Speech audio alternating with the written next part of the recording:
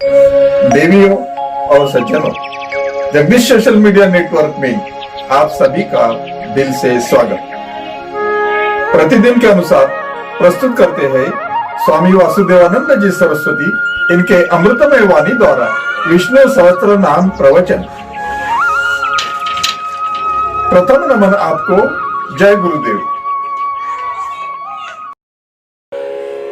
श्री विष्णु सहस्त्रनाम ज्ञान यज्ञ प्रवचन क्रमांक 246, श्लोक क्रमांक 38 और नाम क्रमांक 230।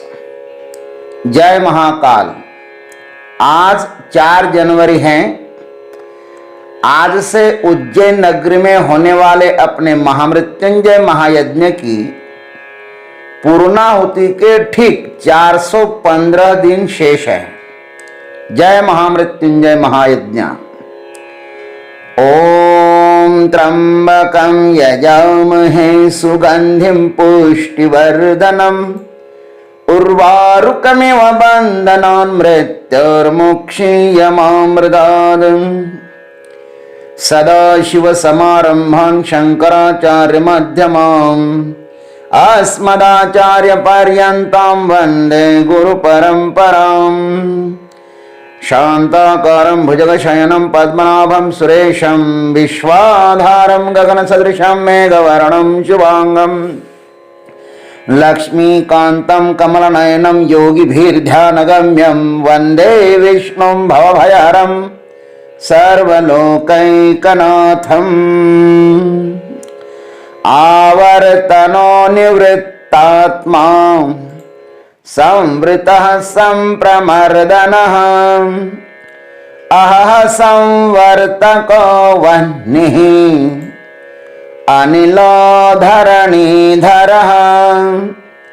ओम संवृत्ताय नमः। ओम तत्सत्। परमात्मा इस संसार का कर्ता धर्ता हरता होने पर भी सदैव निवृत्तात्मा बनकर बैठा हुआ है। उसका प्रत्यक्ष दर्शन क्यों नहीं होता? इस पर कहते हैं कि वह संवृत्त है।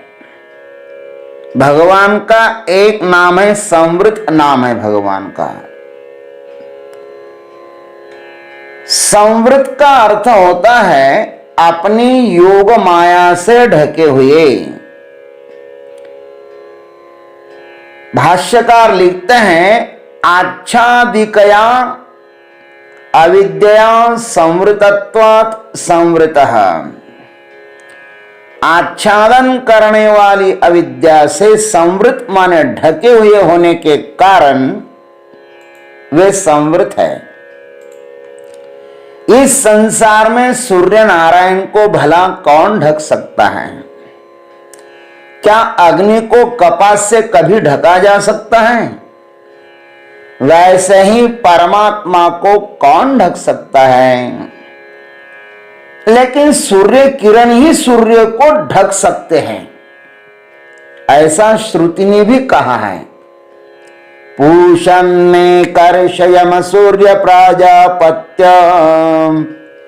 व्यूहरश्मिन् समूह तेजो यत्ते रूपं कल्याणतमं तत्ते पश्यामि। ईशा श्रुति कहती है कि हे प्रजापति के पुत्र, हे यम, हे सूर्य, इन रश्मियों को हटा लीजिए, क्योंकि जो आपका अतिशय कल्याणमय दिव्य स्वरूप है उसको मैं आपकी ही कृपा से ध्यान के द्वारा देख रहा हूं। और गीता जी भी कहते हैं भगवान सबके सामने प्रकट न होकर स्वयं अपने को अपनी माया से ही ढक देते हैं। नाहं प्रकाशः सर्वस्य योग माया समावृतः। भगवान सबके लिए प्रकट क्यों नहीं होते हैं? वे कहते हैं मैं अपनी योग माया से अच्छी तरह आवृत छिपा हुआ हूं। यह समस्त संसार त्रिगुणातीत है,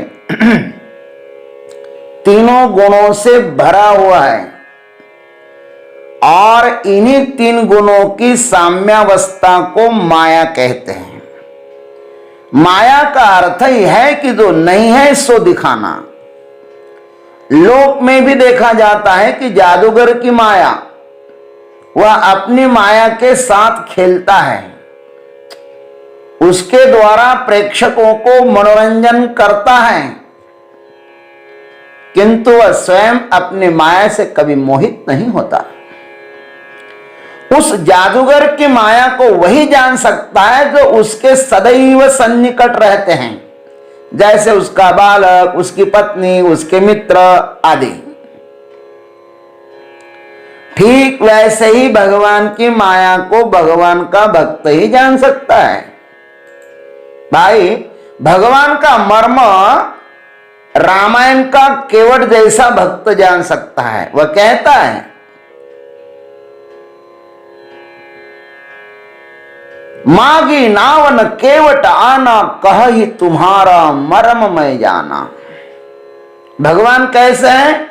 विधि हरि शंभु न चावनिहारे, तेऊ न जान ही मर्म तुम्हारे।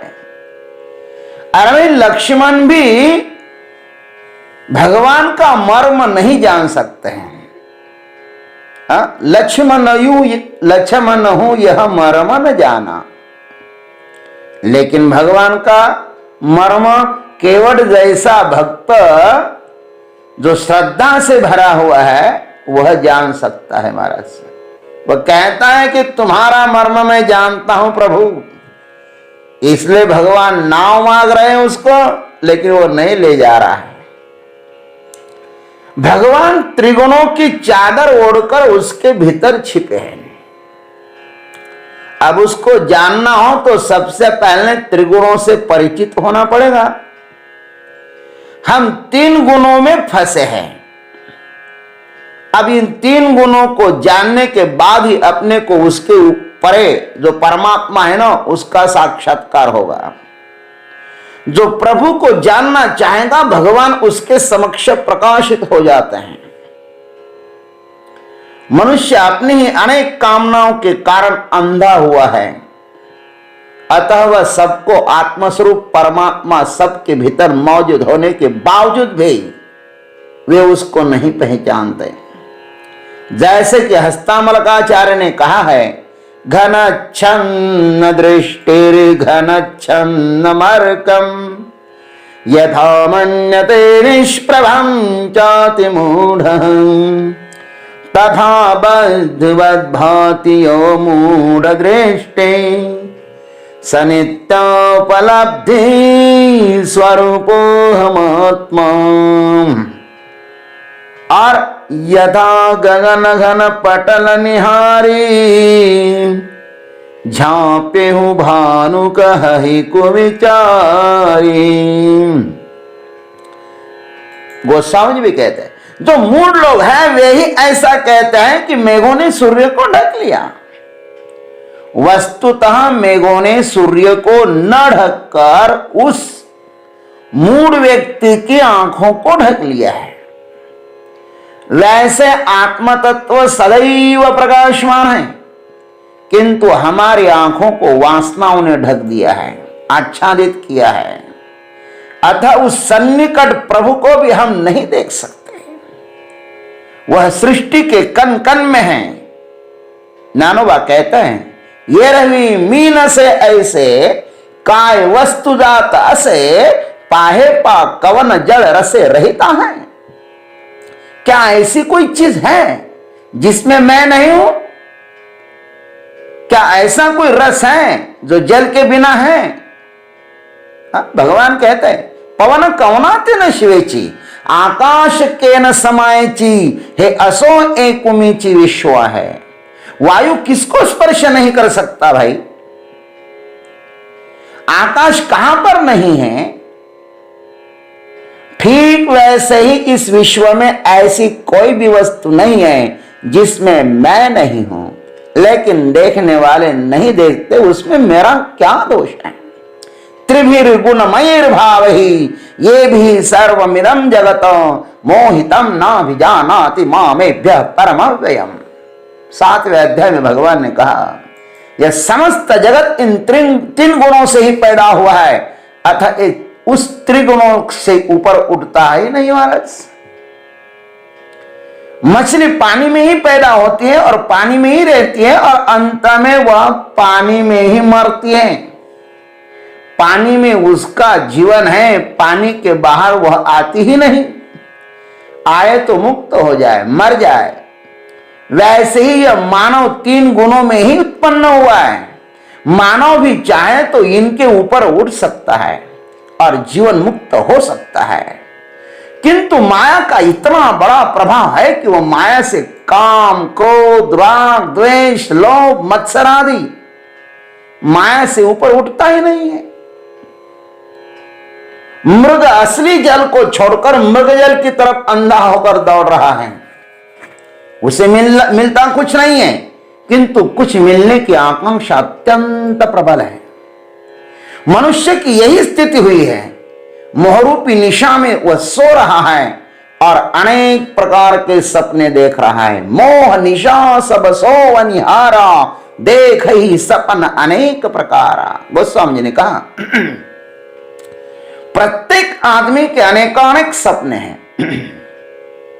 किसी को क्या होना है, किसी को कुछ करना है और खुद का कुछ भी पता नहीं है। दूसरों का हित करने की प्रबल आकांक्षा है और स्वयं का हित क्या है यह खुद को पता नहीं है। जिसने खुद का हित न किया हो वह दूसरों का हित करने का प्रयत्न कर रहा है। आदमी जागने की इच्छा छोड़कर अनेक सपने देख रहा है और जागने की अपेक्षा जो कुछ करना है सो सब झूठ है, मिथ्या है। सपने हो ही भिखारी नृप रंक नाक पति होई जागे लाभन हानि कछु तिमि प्रपंच जिये जानी। रामचरित में कहा है सपना सपना ही होता है। सपने में हम कुछ भी बने, जागने पर वह सब निरर्थक ही हो जाता है। मोह कहते ही है उसको जो विपरीत आचरण कराता है और माया कहते हैं उसको जो है नहीं सो दिखाना। होता है ठूठ, दिखता है भूत। माया असत्य को सत्यवत दिखाती है। जगत में सब कुछ परिवर्तनशील, क्षणभंगुर होते हुए भी लोग उसमें ही मस्त हो रहे हैं। क्षणभंगुर को ही सत्य मान रहे हैं, जानते हुए भी अनजाने से हो रहे हैं। दूसरों की मृत्यु को प्रत्यक्ष देख रहे हैं और स्वयं को अजर अमर रखने का प्रयत्न कर रहे हैं। बड़ी विचित्र बात है महाराज। भागवत में भद्रश्रवा अपने सेवकों के साथ हयग्रीव प्रभु की प्रार्थना करते हुए कहते हैं अहो विचित्रम भवदविचेष्टितम घ्नन्तम जनो यमि मिशन पश्यति ध्यायन्न सद्यर्हि विकर्म सेवितुम निर्हत्य पुत्रम पितरम जीविषति। प्रभु की माया बड़ी विचित्र ही है, जिसके कारण यह जीव सर्व लोगों का संहार करने वाला जो काल है ना, उस काल को देखकर भी नहीं देखता और तुच्छ विषयों का सेवन करने के लिए पापमय विचारों में मग्न रहता है और अपने हाथों अपने पुत्र और पिता आदि की लाश को जलाकर भी स्वयं जीते रहने की इच्छा करता है। महाराज संसार का सबसे बड़ा आश्चर्य यही तो है कि दूसरों को मरते हुए देखकर भी स्वयं को अमर बनाने की चेष्टा करना। लोग इस त्रिगुण में फंसे हुए हैं। इन सत्व रज तम से उठना उनके लिए बड़ा मुश्किल सा है, अतः वे मुझको नहीं जानते। त्रिगुणों से आवृत हुए लोग मुझे अविनाशी को किस प्रकार नहीं जानते हैं। ज्ञानेश्वर महाराज इसके लिए भी दृष्टांत देते हैं। जैसे जल से निर्मित काई जल को ही ढक देती हैं, अथवा आकाश से उत्पन्न बादल आकाश को ही आच्छादित कर देता है, अथवा स्वप्न सर्वथैव मिथ्या होते हुए भी निद्रा समय सत्यवत भासमान होता है। और जब तक निद्रा रहती है तब तक क्या वह स्वप्न झूठेपन की याद भी दिलाता है? सत्य तो लगता है स्वप्न में सब। अथवा क्या आंखों के ही जल से बनी हुई सफेद काई निगाह को बंद नहीं करती? ठीक वैसे ही यह त्रिगुणात्मक माया मेरी ही परछाई होकर एक पर्दे के समान मुझे सच्चिदानंद परमात्मा को ढक देती है। मेरी ही माया ने मुझको किस तरह ढका, इस सिद्धांत को और 4 दृष्टांत से स्पष्ट करते हैं। अब यह समस्त जीव मेरी प्रकृति, मेरे अंश होकर मद्रूप क्यों नहीं होते, मेरे स्वरूप को क्यों नहीं प्राप्त करते हैं, इस सिद्धांत को ज्ञानवरा फिर दृष्टांत देकर कहते हैं। जैसे जल से ही पैदा हुए मोती पुनः जल में नहीं समाते, अथवा मिट्टी का कच्चा मटका तुरंत मिट्टी में मिलाए तो उसमें घुल जाता है, परंतु वही अग्नि के संपर्क में आने के अनंतर मिट्टी से अलग ही रहता है। ठीक ऐसे ही संपूर्ण जीव मुझसे ही उत्पन्न होकर मुझे भूलकर मेरी माया में राग द्वेष अहम मम में फंस गए हैं, अतः मेरे नजदीक होकर ही मुझसे दूर हो गए हैं। पता नहीं बेचारे मेरे पास कब लौटेंगे। धन्य है मेरी माया, माया को हम प्रणाम करते हैं। मामेव प्रपद्यन्ते माया में ताम तरन्ते। जिसको भी मेरे पास आना है वो मेरी ही शरण ले तो माया से वह बच सकता है। मैं संवृत हूं, संवृत परमात्मा को हम नमस्कार करते हैं। जय गुरुदेव, जय जगदीश्वर, जय जय महाकाल। अभी आप सुन रहे थे स्वामी वासुदेवानंद जी सरस्वती इनके अमृतमय वाणी द्वारा विष्णु सहस्त्र नाम ज्ञान यज्ञ प्रवचन का अगला भाग लेकर कल सुबह फिर उपस्थित होंगे। हरिओम।